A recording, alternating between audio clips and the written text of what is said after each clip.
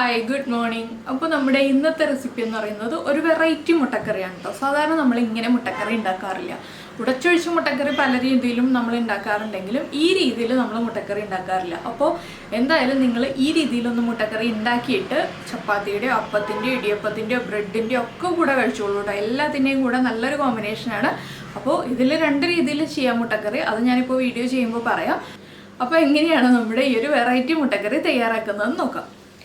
നമുക്ക് നമ്മുടെ ഇൻഗ്രീഡിയൻസ് നോക്കാം. ഞാനിപ്പോൾ 3 മുട്ടയ്ക്ക് ആവശ്യമായിട്ടുള്ള ഇൻഗ്രീഡിയൻസ് ആണ് പറയാൻ പോകുന്നത്. 3 മീഡിയം വലിപ്പമുള്ള സവോള എടുത്തിട്ടുണ്ട്.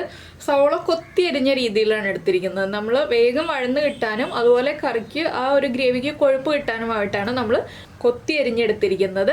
ഇല്ലെങ്കിൽ നമുക്ക് നീളത്തിൽ സ്ലൈസ് ചെയ്തെടുക്കാം, പക്ഷെ കൂടുതൽ ഈ കറിക്ക് നല്ലത് കൊത്തി അരിഞ്ഞെടുക്കുകയാണ്. പിന്നെ ഒരു 8 അല്ലി വെളുത്തുള്ളി ചതച്ചെടുത്തിട്ടുണ്ട്. വെളുത്തുള്ളി ചതച്ച് തന്നെ ചേർക്കാം. ഇഞ്ചി വേണമെങ്കിൽ ചേർക്കാം, ഞാൻ ഇഞ്ചി ചേർക്കുന്നില്ല. ഒരു ചെറിയ പീസ് ഇഞ്ചി, ഇത്രയും നീളമുള്ള ഒരു പീസ് ഇഞ്ചി ഇതുപോലെ തന്നെ ചതച്ച് ചേർക്കാം. പിന്നെ ഒരു പച്ചമുളക് വേണം. ഒരു മീഡിയം വലിപ്പമുള്ള തക്കാളി വേണം. തക്കാളി നന്നായിട്ട് പഴുത്ത തക്കാളി ആയിരിക്കണം. പിന്നെ വേണ്ടത് 1/2 ടീസ്പൂൺ പെരിഞ്ജീരകം, ഒരു പീസ് പട്ട, അത് ഞാൻ 3 പീസായിട്ട് ഒടിച്ചു വെച്ചിട്ടുണ്ട്. പിന്നെ ഒരു 2 ഏലക്ക, 4 ഗ്രാമ്പു, പിന്നെ 1/2 കപ്പ് തേങ്ങ ചിരവിയത്. അപ്പോൾ നമുക്ക് ആദ്യം നമ്മുടെ വഴറ്റാനുള്ള കാര്യങ്ങളൊക്കെ റെഡിയാക്കാം. പിന്നെ ഈ ഒരു കറിയിൽ നമ്മൾ ചൂടുവെള്ളം തന്നെ ചേർക്കാം കേട്ടോ. പച്ചവെള്ളം ചേർത്തിട്ടുള്ള പരിപാടി ഒന്നുമില്ല, ചൂടുവെള്ളത്തിലാണ് ഈ കറി റെഡിയാക്കുന്നത്. അപ്പോൾ നമുക്ക് ഒരു പാൻ ചൂടാക്കിയെടുക്കാം.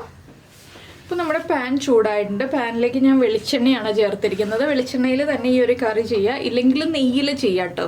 നെയ്യാകുമ്പോൾ കൂടുതൽ അളവ് ചേർക്കണം. നെയ്യ് എല്ലാവർക്കും അത്ര താല്പര്യം ഉണ്ടാവില്ല കൂടുതൽ ചേർക്കാൻ, അതുകൊണ്ടാണ് ഞാൻ വെളിച്ചെണ്ണ എന്ന് പറഞ്ഞത്. ഇതിലേക്ക് നമ്മൾ എടുത്തു വെച്ചിരിക്കുന്ന 2 ഏലക്ക, 4 ഗ്രാമ്പു, പിന്നെ നമ്മുടെ ഒരു പീസ് പട്ട ചെറുതാക്കിയത്, 1/2 ടീസ്പൂൺ പെരിഞ്ജീരകം, ഇത്രയും ചേർക്കുക. ഇതൊന്ന് ചൂടായി തുടങ്ങുമ്പോൾ നമുക്കിതിലേക്ക് ചതച്ച് വെച്ചിരിക്കുന്ന വെളുത്തുള്ളി, അതുപോലെ തന്നെ നമ്മൾ ഇഞ്ചി ചേർക്കുന്നുണ്ടെങ്കിൽ ഇഞ്ചി ചതച്ചത്, ഇഞ്ചി ആണെങ്കിൽ നന്നായിട്ട് ചതയ്ക്കുക. വെളുത്തുള്ളി നന്നായിട്ട് ചതയേണ്ട ആവശ്യമില്ല കേട്ടോ. പിന്നെ നമ്മൾ കട്ട് ചെയ്ത് വെച്ചിരിക്കുന്ന സവോള, ഒരു 2 ടേബിൾ സ്പൂൺ നെയ്യൊക്കെ ചേർക്കേണ്ടി വരും. നെയ്യിലാണ് ഈ ഒരു കറി ചെയ്യുന്നതെന്നുണ്ടെങ്കിൽ, നെയ്ക്കാണെങ്കിൽ ടേസ്റ്റ് കൂടുതലായിരിക്കും. അപ്പോൾ നിങ്ങൾ നെയ്യിൽ ചെയ്യാൻ താല്പര്യമുള്ളവരാണെങ്കിൽ 2 ടേബിൾ സ്പൂൺ നെയ്യ് ചേർത്തിട്ട് ചെയ്തോളൂ. ഇതൊന്ന് നന്നായിട്ട് വഴറ്റിയെടുക്കുക. സവോളയുടെ കളറൊക്കെ ഒന്ന് മാറി വരുന്നത് വരെ വഴറ്റുക. ഈ സമയത്ത് നമ്മൾ വേറെ ഒരു കാര്യവും കൂടി ചെയ്യുക. ഇതിലേക്ക് ഇപ്പോൾ ഉപ്പ് ചേർത്തിട്ട് ഞാനൊന്ന് അടച്ചു വെക്കുകയാണ്.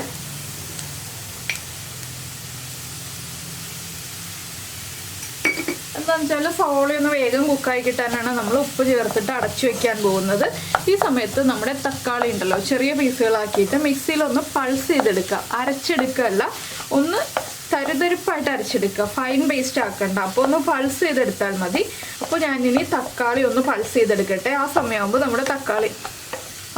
നമ്മുടെ സവോളയൊക്കെ ഒന്ന് കുക്കായി തുടങ്ങിക്കോളും. ഇതൊന്ന് ഇതുപോലെ തന്നെ ചെറിയ ഫ്ലെയിമിൽ ഇരിക്കട്ടെ. ഇപ്പോൾ നമ്മുടെ തക്കാളി ഇതുപോലെ ഒന്ന് പൾസ് ചെയ്ത് മാറ്റിയിട്ടുണ്ട്. ഇത് നമുക്ക് എടുത്ത് വയ്ക്കാം. ഇനി നമ്മൾ ചെയ്യുന്നത് മിക്സിയുടെ ജാറ് വീണ്ടും എടുക്കുക. ഇതിലേക്ക് നമ്മൾ എടുത്ത് വെച്ചിരിക്കുന്ന തേങ്ങ ഉണ്ടല്ലോ, ആ തേങ്ങ ചിരവിയത് ചേർക്കുക. ഒരു 1/2 ടീസ്പൂൺ പെരിഞ്ജീരകം ചേർക്കുക. പെരിഞ്ജീരകം എന്ന് പറയുമ്പോൾ നമ്മുടെ വലിയ ജീരകം, ഫെനൽ സീഡ്സ്. ഇതിലേക്ക് കുറച്ച് വെള്ളം ചേർത്ത് നന്നായിട്ടൊന്ന് അരച്ചെടുക്കുക. അതൊക്കെ നമുക്ക് ലാസ്റ്റ് വേണ്ട കാര്യങ്ങളാണ്. നമ്മൾ സവോള വഴറ്റുമ്പോൾ ഇതെല്ലാം റെഡിയാക്കി വെക്കാം. നമ്മുടെ തേങ്ങയും പെരിഞ്ജീരകവും ചേർത്ത് ഇതുപോലെ അരച്ചെടുത്തിട്ടുണ്ട്. ഒരുപാട് വെള്ളത്തോടെ അരയ്ക്കണ്ട കേട്ടോ, കുറച്ച് വെള്ളത്തിൽ അരച്ചെടുക്കുക. അതെന്താണെന്ന് ഞാനിപ്പോൾ കറി ഉണ്ടാക്കുമ്പോൾ നിങ്ങൾക്ക് മനസ്സിലാവും. ഇനിയിപ്പോൾ നമുക്ക് ഇതും മാറ്റി വയ്ക്കാം. നമ്മുടെ സവോളയുടെ കാര്യങ്ങൾ എന്തായി നോക്കാം. അപ്പോൾ നമ്മുടെ സവോള നമ്മൾ അടച്ചു വെച്ചിട്ട് ഒരു 4 മിനിറ്റിൽ കൂടുതലായിട്ടുണ്ട്. ഇതിനിടയിലാണ് നമ്മൾ ബാക്കിയുള്ള കാര്യങ്ങൾ ചെയ്തത്. ഇനി നമുക്കിതിലേക്ക് പൊടികൾ ചേർക്കാനുണ്ട്. അപ്പോൾ സവോള ഇത്രയും കുക്കായാൽ മതി കേട്ടോ. ഇടയ്ക്ക് ഞാൻ 1-2 പ്രാവശ്യം ഇളക്കി കൊടുത്തിരുന്നു. ഇനി നമുക്കിതിലേക്ക് പൊടികൾ ചേർക്കാനുള്ള എന്തൊക്കെയാണെന്ന് വെച്ചാൽ 1/2 ടീസ്പൂൺ മഞ്ഞൾപ്പൊടി, പിന്നെ നമ്മളിപ്പോൾ എരിവിനായിട്ട് ഇതിലേക്ക് പച്ചമുളക് 1 ചേർക്കുന്നുണ്ട്, അതിപ്പോഴല്ല. ഒരു 1/2 ടീസ്പൂൺ കുരുമുളക് പൊടി, പിന്നെ 1/2 ടീസ്പൂൺ മല്ലിപ്പൊടി. നിങ്ങൾക്ക് 2 ഓപ്ഷൻ ഞാൻ പറയാം. 1 ടീസ്പൂൺ ചിക്കൻ മസാല അല്ലെങ്കിൽ 1 ടീസ്പൂൺ ഗരം മസാല, ഇതിൽ ഏത് വേണമെങ്കിലും ചേർക്കാം.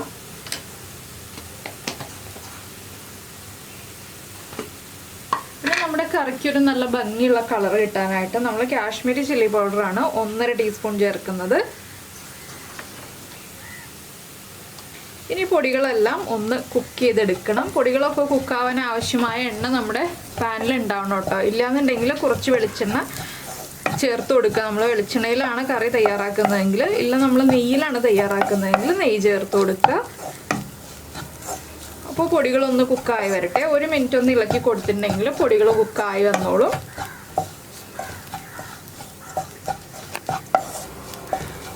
പൊടികൾ കുക്കാവുന്നതിൻ്റെ കൂടെ തന്നെ നമുക്കിതിലേക്ക് നമ്മൾ റെഡിയാക്കി വെച്ചിരിക്കുന്ന തക്കാളി ഉണ്ടല്ലോ, ആ തക്കാളിയും കൂടി ചേർത്ത് കൊടുക്കാം. തക്കാളിയും ചേർത്ത് നന്നായിട്ടൊന്ന് ഇളക്കി മിക്സ് ചെയ്യുക. തക്കാളി നമുക്ക് ഇടയ്ക്ക് കാണാൻ കിട്ടുകയും വേണം, എങ്കിലും അരഞ്ഞു പോകാനും പാടില്ല. ആ ഒരു രീതിയിൽ നമുക്ക് ഇളക്കി മിക്സ് ചെയ്തിട്ട് വീണ്ടും ഒരു 2 മിനിറ്റ് ഒന്ന് അടച്ചു വയ്ക്കാം. അപ്പോൾ തക്കാളിയൊക്കെ നന്നായിട്ടൊന്ന് കുക്കായി വരും. ഉപ്പ് കുറവായിരിക്കും കേട്ടോ, ഉപ്പ് നമ്മൾ കുറച്ചേ ചേർത്തിട്ടുള്ളൂ. അപ്പോൾ നമുക്ക് കുറച്ച് കഴിഞ്ഞിട്ട് ഉപ്പും കൂടി ചേർത്ത് കൊടുക്കാം. അപ്പോൾ നമ്മുടെ തക്കാളി ചേർത്ത് അടച്ചു വെച്ചിട്ട് മസാലകളും തക്കാളിയും ഒക്കെ ഒന്ന് കുക്കായി വന്നിട്ടുണ്ട്. ഇനി നമുക്കിതിലേക്ക് നമ്മുടെ വെള്ളം ചേർത്ത് കൊടുക്കുക. ഞാൻ നേരത്തെ പറഞ്ഞതുപോലെ തന്നെ ചൂടുവെള്ളം ചേർത്ത് കൊടുക്കുക. നമുക്ക് എത്രത്തോളം ഗ്രേവി വേണം എന്നുള്ളതനുസരിച്ച് ചൂടുവെള്ളം ചേർക്കുക. നമ്മുടെ മുട്ട വേവാൻ ആവശ്യമായ വെള്ളം നമ്മളിപ്പോൾ ചേർക്കണം. ഇത് മുട്ട വേവിച്ചിട്ടും ചെയ്യാം കേട്ടോ. മുട്ട വേവിച്ചിട്ട് ചെയ്യുകയാണെങ്കിലും ഇത്രയും വെള്ളം ചേർക്കേണ്ട ആവശ്യമില്ല, കുറച്ച് വെള്ളം ചേർത്താൽ മതി. മുട്ട വേവിക്കാതെ നമ്മളിപ്പോൾ ഞാൻ ഈ ചെയ്യുന്ന രീതിയിലാണ് നിങ്ങൾ കറി തയ്യാറാക്കുന്നതെങ്കിൽ വെള്ളം കൂടുതൽ ചേർക്കാം. കുറച്ചുകൂടി വെള്ളം ചേർക്കാം. ഇനി അതൊന്ന് തിളച്ചു വരട്ടെ. വേഗം തന്നെ തിളയ്ക്കുക. നമ്മൾ ചൂടുവെള്ളം ചേർത്തതുകൊണ്ട് ഫാസ്റ്റായിട്ട് തിള വരും. തിള വരുമ്പോൾ നമ്മൾ ഉപ്പ് ചേർത്ത് കൊടുക്കണം. ഉപ്പ് ചെക്ക് ചെയ്തിട്ട് ഉപ്പ് കുറവാണെങ്കിൽ ഉപ്പ് ആഡ് ചെയ്തതിന് ശേഷം മാത്രം മുട്ട ചേർക്കുക. എന്താണെന്ന് വെച്ചാൽ മുട്ട ചേർത്ത് കഴിഞ്ഞിട്ട് പിന്നെ നമ്മൾ അധികം ഇളക്കി കൊടുക്കില്ല. അതുകൊണ്ടാണ് നമ്മൾ ഉപ്പ് കറക്റ്റ് ചെയ്തിട്ട് മുട്ട ചേർക്കുക എന്ന് പറയുന്നത്. അപ്പോൾ ഞാൻ കുറച്ച് ഉപ്പ് ചേർക്കട്ടെ.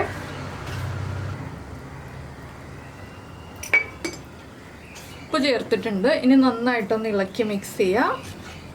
അപ്പോൾ നിങ്ങൾക്ക് ഈ ഒരു അളവിൽ സവോളയൊക്കെ എടുക്കുകയാണെന്നുണ്ടെങ്കിൽ ഒരു 4 മുട്ട വരെ ചേർക്കാം കേട്ടോ. ഞാനിപ്പോൾ 3 മുട്ടയെ ചേർക്കുന്നുള്ളൂ. നിങ്ങൾക്ക് 4 മുട്ട വരെ ചേർക്കാം.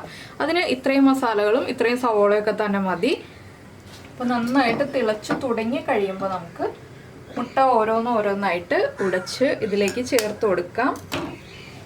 തിളയ്ക്കുന്ന ഭാഗത്ത് ഒഴിച്ചു കൊടുക്കാം. വളരെ ഈസിയാണ് കേട്ടോ ഈ ഒരു കറി ഉണ്ടാക്കാനായിട്ട്. നമുക്ക് ആ ഒരു സവോളയൊക്കെ കട്ട് ചെയ്തെടുക്കുന്ന സമയം, കുറച്ച് തേങ്ങ ഒന്ന് അരച്ചെടുക്കുന്ന സമയം അത്രയേ പോവുള്ളൂ. അപ്പോൾ ഇനി മുട്ട ചേർത്ത് കഴിഞ്ഞിട്ട് നമ്മൾ ഇളക്കാനൊന്നും പാടില്ല, നേരെ അടച്ചു വയ്ക്കാം. മുട്ടയൊന്ന് കുക്കായി വരട്ടെ. അപ്പോൾ നമ്മൾ മുട്ട ചേർത്ത് അടച്ചു വെച്ചിട്ട് 1 മിനിറ്റ് കഴിഞ്ഞു. ഇനി നമുക്കൊന്ന് ഇളക്കി കൊടുക്കാം. ഇളക്കി കൊടുക്കാമെന്ന് പറയുമ്പോൾ പാൻ ഒന്ന് ചുറ്റിച്ചു കൊടുക്കാം കേട്ടോ. നന്നായിട്ട് ഒന്ന് ചുറ്റിച്ചു കൊടുക്കാം. മുട്ടയുടെ എല്ലാ ഭാഗവും കുക്കായി വരാനാണ് നമ്മൾ ഇതുപോലെ ഒന്ന് ചുറ്റിച്ചു കൊടുക്കുന്നത്. അല്ലാതെ നമ്മൾ സ്പൂൺ ഉപയോഗിച്ചോ സ്പാറ്റിൽ ഉപയോഗിച്ചോ ഒന്ന് ഇളക്കി കൊടുക്കരുത്. ഇത് വീണ്ടും ഒന്ന് തിളച്ച് ഒന്നുകൂടി ഒന്ന് കുറുകി വരണം. നിങ്ങൾക്ക് ചപ്പാത്തിക്കൊക്കെ ആണെങ്കിൽ കുറച്ച് ഗ്രേവി വേണമല്ലോ, അപ്പോൾ കുറച്ച് ഗ്രേവി ഉള്ള രീതിയിൽ ചെയ്യാം. പുട്ടിനൊക്കെ ആണെങ്കിൽ ഒരുപാട് ഗ്രേവി വേണ്ട എന്നുണ്ടെങ്കിൽ കുറച്ചൊന്ന് വറ്റുന്നത് വരെ വെയിറ്റ് ചെയ്യുക. എന്തായാലും ഒരു 3 മിനിറ്റും കൂടി നമുക്ക് അടച്ചു വെച്ച് വേവിച്ചെടുക്കാം. നമ്മുടെ മുട്ട 3 മിനിറ്റായിട്ട് വീണ്ടും തിളച്ചുകൊണ്ടിരിക്കുകയാണ്. ഞാൻ ഇടയ്ക്ക് ഒരു പ്രാവശ്യവും കൂടി ഒന്ന് ചുറ്റിച്ചു കൊടുത്തു. ഇനി നമുക്കിതിലേക്ക് ഫ്ലെയിം കുറച്ചിട്ട് നമ്മൾ റെഡിയാക്കി വെച്ചിരിക്കുന്ന അരപ്പ് ചേർത്ത് കൊടുക്കാം. ഫ്ലെയിം കുറച്ച് വെച്ചിട്ട് ചേർക്കാം കേട്ടോ. അരപ്പ് ചേർത്തിട്ട് ഞാൻ ചെറുതായിട്ടൊന്ന് സ്പ്രെഡ് ചെയ്ത് കൊടുക്കുന്നുണ്ട്. മുട്ട ഉടഞ്ഞു പോവാത്ത രീതിയിൽ, മുട്ടയൊക്കെ കുക്കായി വന്നിട്ടുണ്ട്, മുട്ടയൊന്നും ഉടഞ്ഞു പോവാത്ത രീതിയിൽ ഒന്ന് സ്പ്രെഡ് ചെയ്ത് കൊടുക്കുന്നുണ്ട്. വേഗം തന്നെ ഫ്ലെയിം ഓഫ് ചെയ്യണം. എന്താണെന്ന് വെച്ചാൽ കറി തിളച്ചുകൊണ്ടിരിക്കുകയാണ്, നല്ല ചൂടാണ് കറിക്ക്. ഇനി നമ്മളിത് അടച്ചു വെക്കുകയാണ്. ഫ്ലെയിം ഓഫ് ചെയ്തു. ഇനി നമ്മളിതിലേക്ക് വറവിടാനുള്ള കാര്യങ്ങളാണ് നോക്കാൻ പോകുന്നത്. അരപ്പ് ഇളക്കി മിക്സ് ചെയ്തിട്ടില്ല, ഞാൻ വേറെ പാൻ വെച്ചു.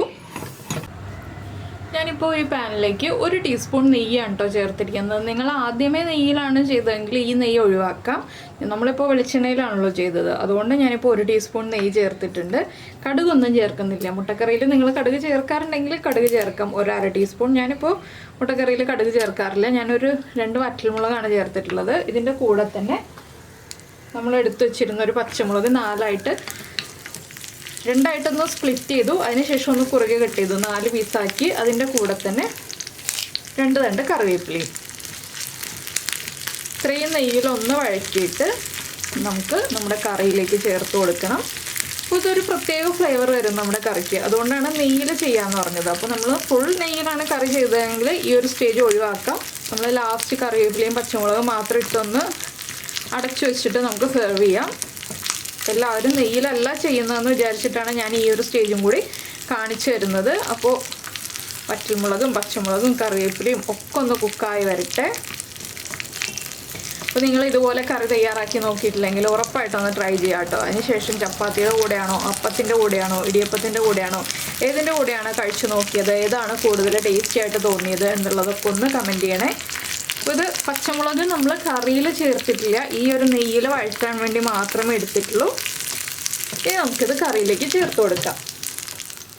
അപ്പോൾ നെയ്യിൽ പച്ചമുളകും വറ്റൽമുളകും ഒക്കെ കുക്കായതിൻ്റെ നല്ലൊരു മണമൊക്കെ വരുന്നുണ്ട് കേട്ടോ. ഇനി നമുക്കിത് ഈ നെയ്യോടുകൂടി തന്നെ കറിയിലേക്ക് ചേർക്കാം. ഞാൻ ലാസ്റ്റ് ഗാർണിഷ് ചെയ്യാൻ വേണ്ടി കുറച്ച് മാറ്റി വയ്ക്കുന്നുണ്ട്, അതുകൊണ്ടാണ് മാറ്റി വയ്ക്കുന്നത്. ഇനി നമുക്കിതൊരു സെർവിങ് ബൗളിലേക്ക് മാറ്റാം.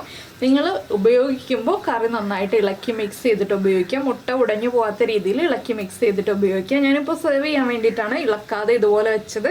നമ്മുടെ തേങ്ങയൊന്നും കുക്കായി പോവരുത്, അതാണ് ഈ ഒരു കറിയുടെ പ്രത്യേകത.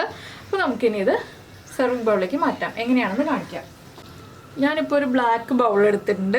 ബ്ലാക്ക് ബൗളാണ് ഇതുപോലെയുള്ള കറികളൊക്കെ പ്രസൻറ്റ് ചെയ്യാൻ നല്ലത് കേട്ടോ. ബ്ലാക്ക് ബൗളിൽ പ്രസൻറ്റ് ചെയ്യുമ്പോഴാണ് കൂടുതൽ ഭംഗി ഉണ്ടാവുക. നമ്മുടെ മുട്ട 2 എണ്ണം ഞാനിപ്പോൾ എടുത്ത് വെച്ചിട്ടുണ്ട്. ഇതിലേക്ക് കുറച്ച് കറിയും, ഒരുപാട് കറി എടുക്കുന്നില്ല. എന്താണെന്ന് വെച്ചാൽ ആ തേങ്ങയുടെ ഒരു വൈറ്റ് ഷെയ്ഡും വേണം നമുക്ക്. ഇതുപോലെ കുറച്ച് കറി എടുത്തിട്ടുണ്ട്. പിന്നെ നമ്മുടെ ഒരു 2 വറ്റൽമുളകും, അതുപോലെ തന്നെ നമ്മൾ വഴറ്റി വെച്ചിരിക്കുന്ന പച്ചമുളകും കറിവേപ്പിലയും ഒക്കെ ഇട്ടിട്ട് ഡൈനിങ് ടേബിളിൽ പ്രസൻറ്റ് ചെയ്യുന്ന രീതിയാണ് ഞാനിപ്പോൾ ഈ ഒരു കാണിക്കുന്നത്. അവിടെ ഇവിടെയൊക്കെ ആയിട്ട് നമ്മൾ വഴറ്റി വെച്ചിരിക്കുന്ന കറിവേപ്പിലേക്ക് ഇട്ടിട്ടുണ്ട്. ഇപ്പോൾ നമ്മുടെ മുട്ടക്കറി റെഡി ആയിട്ടുണ്ട്. ഇതുപോലെ നിങ്ങൾ എന്തായാലും ഉറപ്പായിട്ടും ട്രൈ ചെയ്തിട്ട് കഴിച്ചിട്ട് ഫീഡ്ബാക്ക് ഒക്കെ അറിയിക്കുക. കമൻറ്റ് ചെയ്യാൻ മറക്കില്ലല്ലോ. അതുപോലെ ഇഷ്ടമായ റെസിപ്പി ആണെങ്കിൽ ലൈക്ക് ചെയ്യാനും മറക്കില്ലല്ലോ. പിന്നെ നമ്മുടെ ചാനൽ ആദ്യമായിട്ട് കാണുകയാണെങ്കിൽ നമ്മുടെ വീഡിയോ പ്രസൻറ്റ് ചെയ്ത രീതിയൊക്കെ ഇഷ്ടമായി എന്നുണ്ടെങ്കിൽ നമ്മുടെ ചാനലൊന്ന് സബ്സ്ക്രൈബ് ചെയ്ത് സപ്പോർട്ട് ചെയ്യണേ. സബ്സ്ക്രൈബ് ചെയ്യുന്നതിന് ഈ വീഡിയോയുടെ താഴെയുള്ള റെഡ് സബ്സ്ക്രൈബ് ബട്ടൺ ഒന്ന് ക്ലിക്ക് ചെയ്യുക. ആൻഡ് റൈറ്റ് സൈഡിലുള്ള ബെല്ലൈക്കണും ക്ലിക്ക് ചെയ്യുക. അപ്പോൾ ഓളെന്ന് പറഞ്ഞിട്ടൊരു ഓപ്ഷൻ കാണാം. ആ ഓളും കൂടി പ്രസ് ചെയ്തിട്ടുണ്ടെങ്കിൽ ഞാൻ എപ്പോഴും വീഡിയോ അപ്ലോഡ് ചെയ്യുമ്പോൾ നിങ്ങൾക്ക് നോട്ടിഫിക്കേഷൻ വരും. അപ്പോൾ നമുക്ക് നമ്മുടെ അടുത്ത റെസിപ്പിയുമായിട്ട് അടുത്ത ദിവസം വീണ്ടും കാണാം.